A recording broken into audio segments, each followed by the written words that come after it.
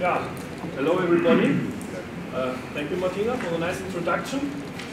I'm from EAWAG, the Swiss Federal Institute of Aquatic Science and Technology. There we have a department of environmental social sciences and a cluster called environmental and health psychology.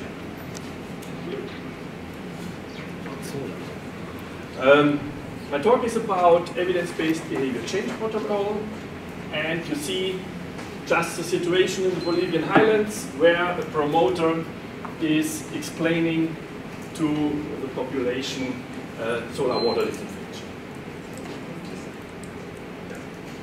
But the first question is, why behavior change at all? And I have a few examples for you. These are mosquito bed nets, now used for decoration of the courtyard. This is a solar cooker, no longer used for solar cooking.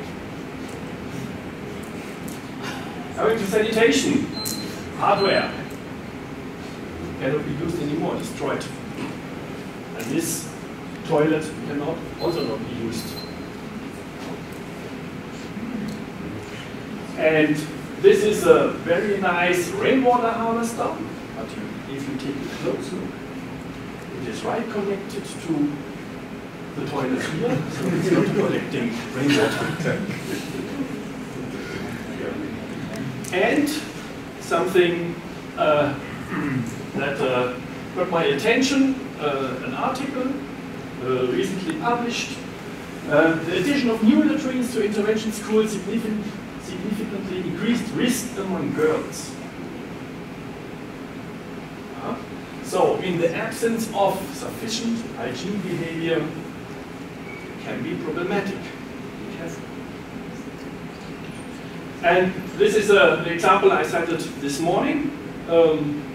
Very nice toilets in the Bolivian highlands too, ventilated, separating toilets. 50 about, I don't say who installed them, but never used. Never used. Never. No one used. So, if we supply people with hardware, then we expect use and compliance, and why is it not like that? And I always say, surprise, surprise, there's a person in between. There's a person in between. This person has to change somehow to use this hardware. More in detail, there are things in the head of the people. I call it factors here. Beliefs, knowledge, emotions, whatsoever. And they have to be in favor of the behavior so that they really show the behavior, they perform the behavior. And we need some software, if we stay on hardware and software. And these are behavior change techniques with which we want to change these factors so that they really use the hardware and show the behavior change. This is about what I will talk to. Let's go onto the ground. Yes, this is an example from Ethiopia. Fluorosis. They have excessive fluor in the groundwater. And here you see what you can get if you drink it for years. And here, my colleagues from the NGO are distributing and promoting fluor filtering household filters with bone char. I don't go into details. And look exactly at the faces of these men. What are they thinking? That's the point here. Am I at risk? Why? What does it cost? What does it bring to me if I filter my water? Do I like it, drinking filtered water?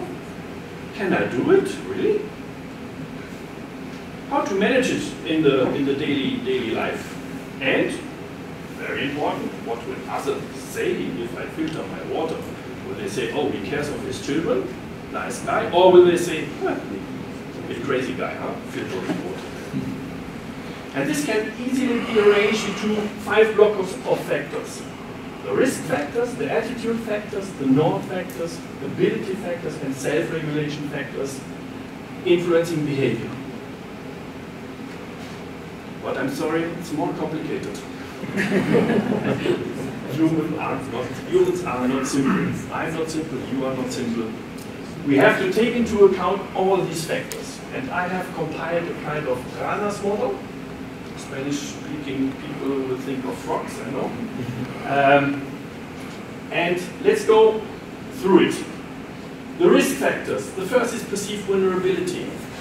How probable is it that I get the disease, diarrhea, fluorosis? Perceived severity. If I get a diarrhea, how severe is it for me? Factual knowledge. Do I know how to get diarrhea? Then attitudinal factors. Benefits, costs. What do I get? What do I have to pay? But also the emotions come up when I have to clean, to separate, to whatsoever to do. Then the norm factors. Others' behavior. What are others doing? We are always looking. How is he dressed? What is he doing? Others' approval. What will others, or important others, say if I show the behavior? And personal norm. Is it important to me or not? The ability factors. Actual knowledge. I have to know how to perform the behavior. Self-efficacy. Am I confident that I can show the behavior? Maintenance, self-efficacy. Am I confident to maintain the behavior? And if I fall back, am I confident to recover? These are all motivation factors. Now it comes when I'm even motivated. How do I come into action? This is self-regulation. Action control planning. I have to plan how to integrate the behavior into my daily life. I have to cope, to do a coping planning. If barriers arise, for example, or distractions, how do I stay on the behavior? And simply I have to remember the behavior. So many things that we intend to do and then we forget it. And we have to be committed. And on the other side, very important that we always have to look at 2 behaviors, minimum. Yeah? Drinking disinfected water, drinking raw water. Different intentions, different use of hardware, and different habits. And on this side, we have the techniques with which we can influence these factors. I will come to more detail later. So, we want to understand how, with which behavior change techniques, we change which factors for changing the behavior. And the whole process is that we first have to define the behavioral factors. This already we did with the Ranas model. Then we have to measure, identify the factors to be changed, define the behavior change techniques, design and implement the BCTs, behavior change techniques, and evaluate. And if it's not good, we go back. I'll show you how we do it. So measure. We do it with a survey, with a representative survey, face-to-face interviews, standardized questionnaires, and we have always a team of trained interviewers. Training is very important, of course. And these are examples how we measure these factors, these internal factors, yes? Severity. Imagine that you contracted skeletal fluorosis, the Ethiopian example. How severe would be that the impact on your life in general? Or injunctive norm. Do you think that overall people who are important to you rather approve or disapprove to use the filter? These are examples, but with that we measure all these factors in the head of the people. Now we have measured these factors, now we need to identify the factors to be changed. How do we do that? Well, it's principally a doer and non-doer analysis. We compare the people who show the behavior with the people who don't show the behavior. Here we compare the means of people who filter 100% of their water and the people who filter less than 100% of the water, of their drinking and cooking water, to be precise. And here in green you have the difference. And you see, the biggest difference is about costs, because they have to pay the filter media and so on. So now we have to define the behavior change technique. Here we have a table, so to say, or a systematic with which behavior change techniques we change which kind of factors. I won't go into the detail, you can read that when you want, but for now we identify costs, and this is an instrumental belief, and we need persuasive arguments to change the perceived costs. We don't change the price, we change the perceived costs. So, design, how did we do it? And we compared, I have to say, with a general NGO approach. The NGO we worked with, they said, no, we have to do awareness creation. That's important. Yeah? So, on perceived vulnerability. And we said, no, our evidence-based approach says, no, we have to work on perceived costs. Persuasion on perceived costs was done twofold. First, the argument was the higher price, the better quality. And we used examples from the daily life of the Ethiopians. Then we did the personal water budget. How much water they have really they really need for drinking and cooking. And at the end it is not so much. Personal on persuasion on vulnerability. So here we asked, where do you collect your water? These are the different water sources here. And depending on that, you are fine, or you get this dental fluorosis, or even this skeletal fluorosis. Now we evaluate what we did. And you see here, on the perceived costs, we have two groups. One group where we did this persuasion on costs, and one group where we did nothing, that's the control group. And you see that the perceived costs decreased. Now people think that it is cheaper than before. Here, nothing changed. I'm sorry, here, this is that. For the consumption behavior raised too, but for the control, it even decreased. So we were able to change the perceived costs and able to change the behavior. For vulnerability, nothing happened. It remained nearly the same, and the consumption behavior even decreased a bit. So, the evidence-based behavior change techniques are more effective than intervention based on a common sense approach. I think everybody, including me, would have changed, would have worked with vulnerability, but this didn't work. Another example, here in Kampala. Here we developed behavior change techniques targeting at cleaning of shared toilets.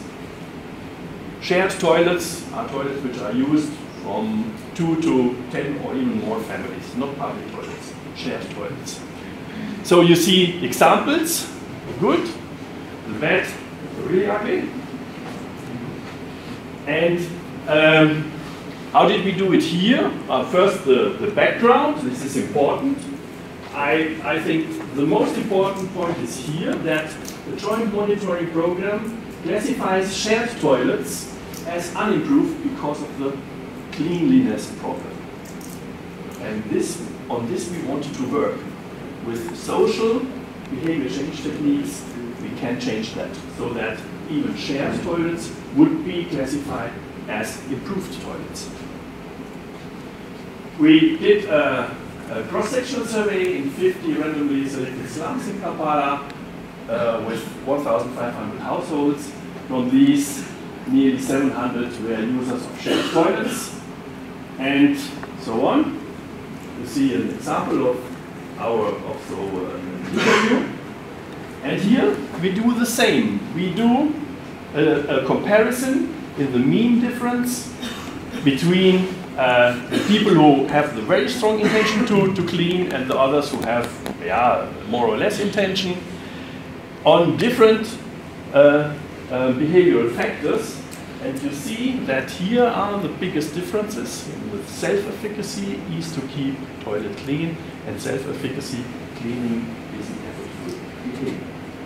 We are now in the stage that we develop different behavior change techniques, and we will have a field test of these behavior change techniques in January and February. Hand washing, another example. This is in collaboration with Oxfam America. We did 2 studies, one in Haiti and one in Ethiopia, in the Borina region, because they were hit by a big drought. And here the question was, which promotion activities are effective, which effectively change behavior, and why? And we collected, we did a survey with the inhabitants of this region, I think about 750 households, and asked them also about the different promotion activities, and looked statistically, I don't show it, how they influence the behavior. And we find out that at the end, one promotion activity really seems to be negatively influencing. Yes, I was nearly shot when I presented that in front of UNICEF in New York. But we have now the possibility to look a bit closer. What was it?